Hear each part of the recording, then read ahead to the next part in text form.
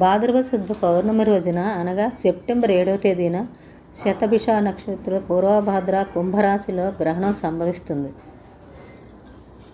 ఈ గ్రహణం సెప్టెంబర్ 7వ తేదీన రాత్రి 9:58 ప్రారంభమై రాత్రి 1:26 ముగుస్తుంది. మొత్తం గ్రహణ కాలం 3:36 నుండి 3:40 వరకు ఉంటుంది. ఈ గ్రహణం పూర్తిగా భారతదేశంలో అన్ని ప్రాంతాల్లో సంపూర్ణంగా కనపడుతుంది. ఈ గ్రహణ ప్రభావం ఎక్కువగా కర్కాటక, వృశ్చిక, మీన, కుంభరాశి వారికి ఎక్కువగా ఉంటుంది.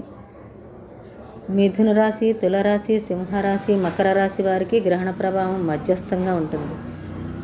మేషరాశి, ధనుష్ రాశి, వృషభ రాశి, కన్యా రాశి వీరికి బాగా కలిసి వస్తుంది. జాక్పాట్ మంచి ఫలితాలను ఇస్తుంది.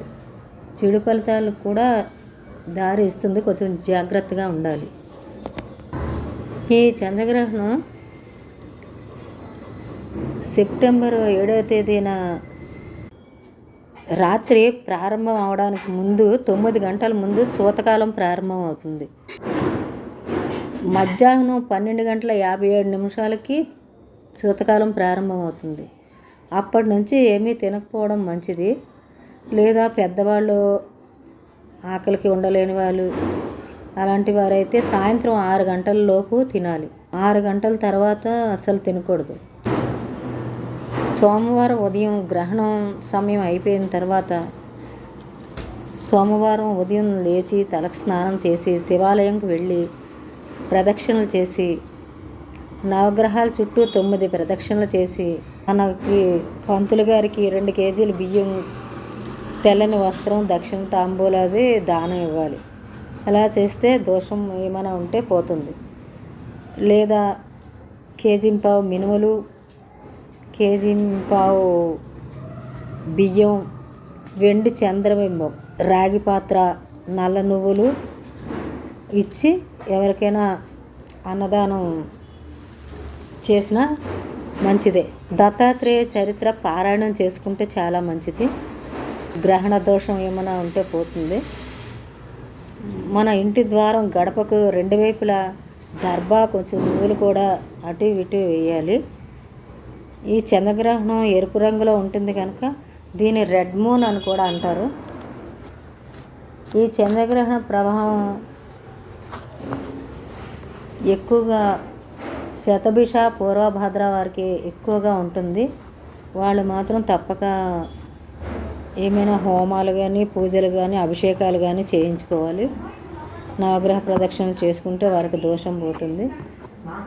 ఈ దోషం 40 రోజుల వరకు ఉంటుంది. 40 రోజులు మనం జాగ్రత్తగా ఉంటే సరిపోతుంది. గ్రహణం భాద్రపద శుద్ధ పౌర్ణమి రోజున గోచారం రవి ద్వారా, బుధుడు ద్వారా సంభవిస్తుంది కాబట్టి కుంభరాశి వారు అంత భయపడవలసిన పని లేదు. చంద్రగ్రహణం తర్వాత కుంభరాశి వారికి అనుకున్న పనులు అన్నీ అవుతాయి. రావాల్సిన డబ్బులు ఏమైనా ఉంటే అవి కూడా వస్తాయి. కుంభరాశి వారికి ఏళ్ళనాటి శని ఉన్నా వారికి ధనయోగం మాత్రం ఉంది. 4 నెలల కాలంలో మంచి జరుగుతుంది. మంచి రోజులు వస్తాయి. కుంభరాశి వారికి శని, రాహు ఉంటే శివుడి గుడికి వెళ్ళి అభిషేకం కానీ, పూజ కానీ చేసుకుంటే సరిపోతుంది. 9 సార్లు నవగ్రహ ప్రదక్షిణ చేయాలి. ఆరోగ్యం కొంచెం జాగ్రత్తగా చూసుకుంటే సరిపోతుంది. ప్రతిరోజు హనుమాన్ చాలీసా చదవండి. దోషాలు ఏమైనా ఉంటే పోతాయి. శతభిష, పూర్వభాద్ర వారు మాత్రం కొంచెం జాగ్రత్తగా ఉండాలి. అంటే బయటికి వెళ్ళేటప్పుడు, వాహనాల మీద వెళ్ళేటప్పుడు కానీ కొంచెం జాగ్రత్తగా ఉండాలి. ఎవరికైనా ఏమైనా పేపర్స్ మీద సైన్ చేసేటప్పుడు కానీ, షూరిటీ సంతకాలు అలాంటివి ఏమైనా చేసేటప్పుడు కానీ కొంచెం జాగ్రత్తలు పాటించాలి. హనుమాన్ చాలీసా చదువుకోండి. అన్ని దోషాలు తొలగిపోతాయి. ముందుగా చెప్పినట్టు దత్తాత్రేయ గురు చరిత్ర పారాయణం కానీ, హనుమాన్ చాలీసా కానీ పారాయణం చేస్తే గ్రహ ప్రభావం కొంతవరకు తగ్గుతుంది. ఏమైనా దోషాలు ఉంటే అవి కూడా పోతాయి. గ్రహణ కాలం అయిపోయిన తర్వాత సోమవారం పూజా మందిరం కూడా శుద్ధి చేసుకొని మంచి ఫోటోలు అన్నీ తుడుచుకొని గంధం బొట్లు, కుంకుమ బొట్లు అన్నీ పెట్టి సాంబ్రాణి వెలిగించి హారతి అగరబత్తీలు పూజ చేసుకుంటే ఇంట్లో కూడా మంచి జరుగుతుంది.